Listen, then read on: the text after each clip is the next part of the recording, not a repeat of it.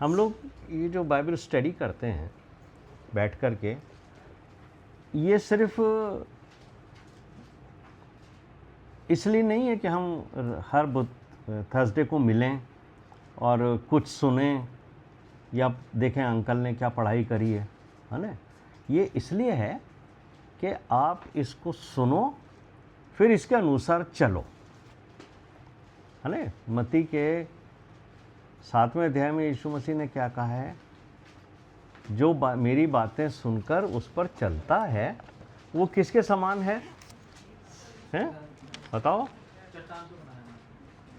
नहीं, वो किसके समान है?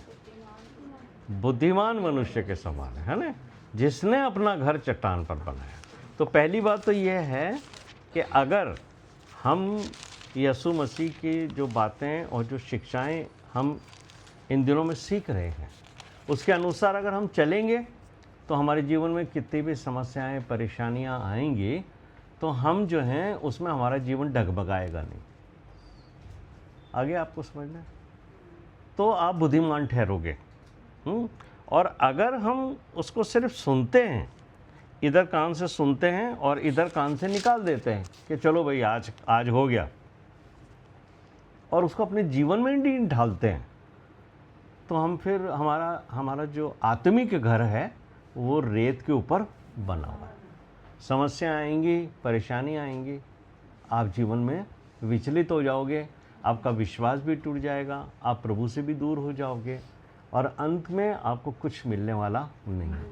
तो ये यहाँ आना ये तो बहुत अच्छी बात है, लेकिन अगर उन बातों को सीख कर उसके अनुसार हम नहीं चल रहे हैं, है ना, समझ रहे हो आप, अगर हम उसके अनुसार नहीं चलते हैं तो हम फिर बुद्धिमान व्यक्तियों की श्रेणी में नहीं आते हैं। ये बात जो मत्ती के 7वें अध्याय के अंदर 24वें पद में लिखी है उसको आप अंडरलाइन कर लो।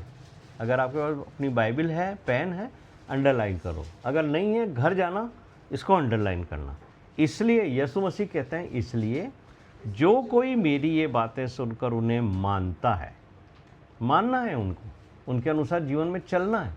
अगर हम सुनते हैं, है ना, और उस पर नहीं चलते हैं तो हम कैसे मनुष्य हैं पता है आपको?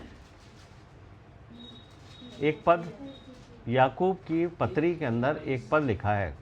याकूब की पत्री खोलो, पहला अध्याय, उसका 22वां पद। परंतु वचन पर चलने वाले बनो, हाँ, और केवल सुनने वाले ही नहीं, हाँ, जो अपने आप को धोखा देते हैं। अगर आप यहाँ आते हो, इन बातों को सुनते हो सकता है नोट भी करते हो, लेकिन अगर आप चलते नहीं हो ना तो आप मुझे धोखा नहीं दे रहे हो, ये ध्यान रखना। आप किसी दूसरे को धोखा नहीं दे रहे हो। बाइबल क्या कहती है? आप किसको धोखा दे रहे हो? परमेश्वर को धोखा नहीं दे सकते, आप अपने आप को देखते रहो। ये लिखा, फिर पढ़ लो इसको एक बार। हाँ, परंतु वचन पे चलने वाले बनो, और केवल सुनने वाले ही नहीं, जो अपने आप को धोखा देते हैं। केवल सुनते हैं, उसके अनुसार नहीं चलते हैं, वो अपने आप को धोखा दे रहे हैं। उनके चरित्र के अंदर कोई चेंज नहीं आएगा।